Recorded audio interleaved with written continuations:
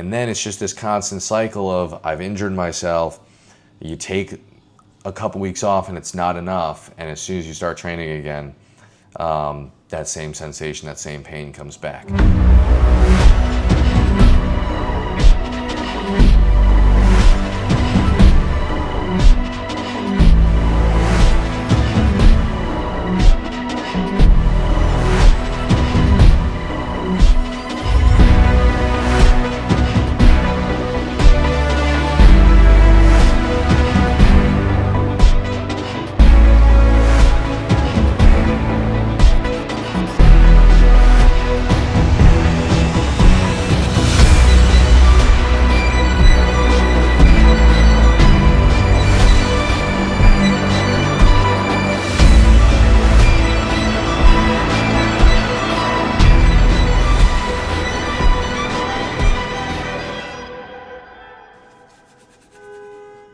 Oh, for f***'s sake. All right, guys, welcome back to another Saturday upload here.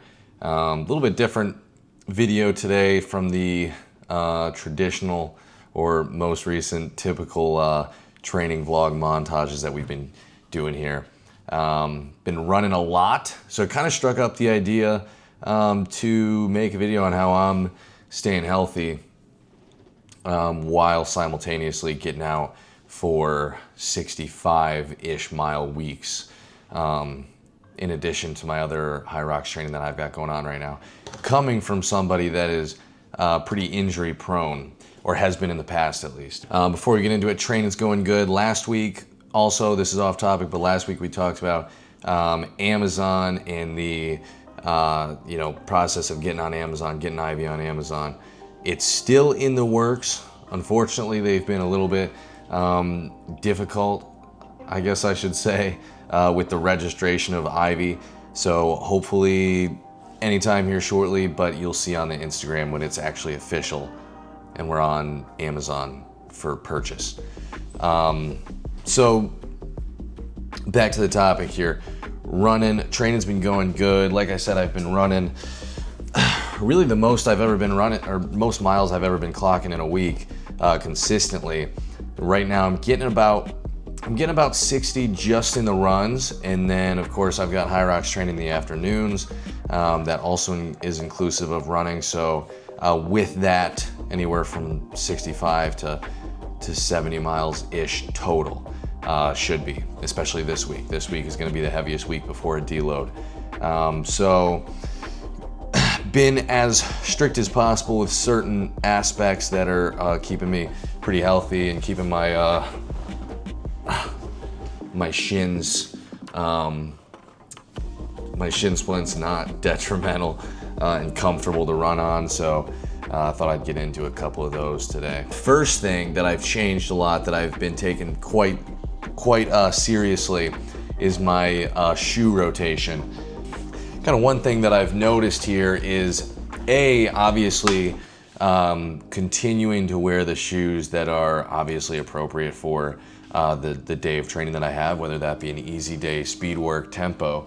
But also what I've noticed is switching between shoes that are different from one another when they have different heel to toe drop from one another, or obviously a shoe fits different, has different foam. It kind of works the muscles in the legs slightly different. And so I feel like when you get a little rotation going, it allows your legs to recover a little bit more while still running, because like I said, the shoes are kind of working the muscles differently from shoe to shoe. This has been really my rotation here. Puma Deviate Elite, or Nitro Elite 3, whatever they're called. Adidas Evo SL, Adios Pro 4. So everyday shoe, Evo SL, long runs, easy runs. I did also just add in the New Balance 1080 V14 for just strictly my easy days and easy long days. But these are pretty much a majority of my runs. I would say about 60-70% of my runs are done in these Evo SLs. Another pretty big chunk is done in these. All my Hyrox workouts, obviously, I'm doing in these. and some are probably about half my speed work. Tempo or high tempo threshold work are also going to be done in these, especially out at the track. And then the Adios Pro 4, usually only, as you can tell by the little red on there, only when I'm out at the track will I use these, and also only when it's like just race pace efforts. Typically, and not every race pace effort I'm going to be using these. Like I said, I'll use the Pumas as well.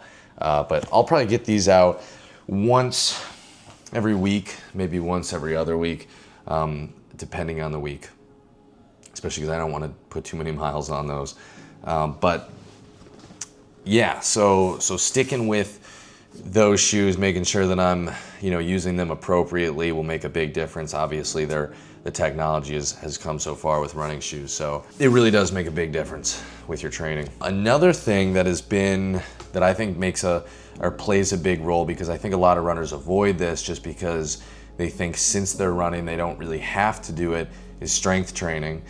I think it's the opposite. I think when you start running more, if you want to keep your hips strong, your legs strong for your long runs and be able to take on these pretty strenuous training weeks, strength training makes a huge difference. Doing single leg strength work, pistol squats or quarter pistol squats, static hold pistol squats, lunges, squats. These are things that right now are kind of staples in my training, mostly just because of Hyrox, but also for running. Box squats, front squats. I'll do box squats heavy, and those, like I said, just keeping the hips strong, and everything's kind of connected to one another. So if there's a weak point from your feet that are touching the ground when you're running up through your hips, it's gonna lead to pains or injuries at some point. So trying to keep everything strong and stable will make a big difference for sure. This is on the same boat here is mobility work. Too many people skip out on mobility work. There's even times where, like, if I have, let's say you have an hour for the workout and you're at 45 minutes and you're not finished up with your workout yet, I will sometimes cut, if this happens, where I'm really stressed for time, I'll even cut my workout slightly short just so that I don't miss mobility work. That's how I think important it is to me, keeping up with it on a daily basis, keeping my hips mobile. You just got to think, if you spend hour, 2 hours, whatever it may be running, you are on the same plane for that entire time. So you will get, if you don't have much running experience, or if you do, you'll know that you will get extremely tight in your hips, your hip flexors, your quads, your hamstrings without consistent mobility work. Recently, I've been using an app called Pliability, and it's strictly just because I find myself, when I don't use an external motivator for stretching and mobility, I'll typically keep doing the exact same stretches, and I think they become a little bit less beneficial. So getting a little bit of a mix here in the pool of stretches that I have by using an app or just YouTube. There's a ton of good yoga instructors on YouTube, will make a big difference. Recovery in multiple senses, making sure that you're fueling right.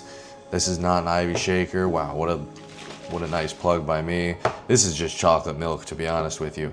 But fueling correctly, making sure you're staying on top of your sleep. If you have multiple days back to back to back of 3, 4 hour, 5 hour sleeps, and you know that you're lacking recovery, maybe don't go out for a 10-mile run.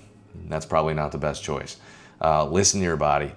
Know what days are good to push, what days are not good to push, and that'll play a role in the long run. The last thing is just, you got to be patient. For me, I brought in a lot of fitness from cycling, aerobically and anaerobically. So every time I would start running more again, my issue was, like, physically, I was very capable of doing certain miles or certain paces for X amount of miles, but my body wasn't adapted to running that. Even though I was physically super fit, my calves, my quads, or whatever it may be, like I said, just wasn't adapted to doing miles or running. So keep working into it. If you're new to running, you know, don't throw yourself in there too quick. You know, start off, if you can only do a mile, that's totally fine. Just go out, do a mile, walk a mile, and then just keep building on it from there. But you got to build slowly, because, you know, truthfully, when you get into, the issue is, like, especially if you're training for a race, you get injured, or if you get injured, you put this stress on yourself that you have to get back to training because, you know, you feel as though you're losing a lot of fitness. And then it's just this constant cycle of, I've injured myself. You take a couple weeks off and it's not enough. And as soon as you start training again, that same sensation, that same pain comes back. Be patient. You'll be fine. Work up to the mileage. And yeah, I can't show you this. There's a logo on this. I'm not here to rep other supplement companies. You kidding me? No, to me, it's a good chalky milk. Those are really my main tips here. And comment something. I don't get many comments on my videos. I want to comment telling me what kind of videos you guys like. I've been getting compliments on my recent videos, but if I could get a little bit of direction on what people like seeing, if it's videos like this where I'm trying to provide a little bit of knowledge on running, or fitness stuff, whatever it may be, or if you just kind of like me ranting like I normally do, and going into training blocks and cinematic edits, then let me know. We'll be here every single week. Stay updated with Ivy on our socials, Ivy Labs Official.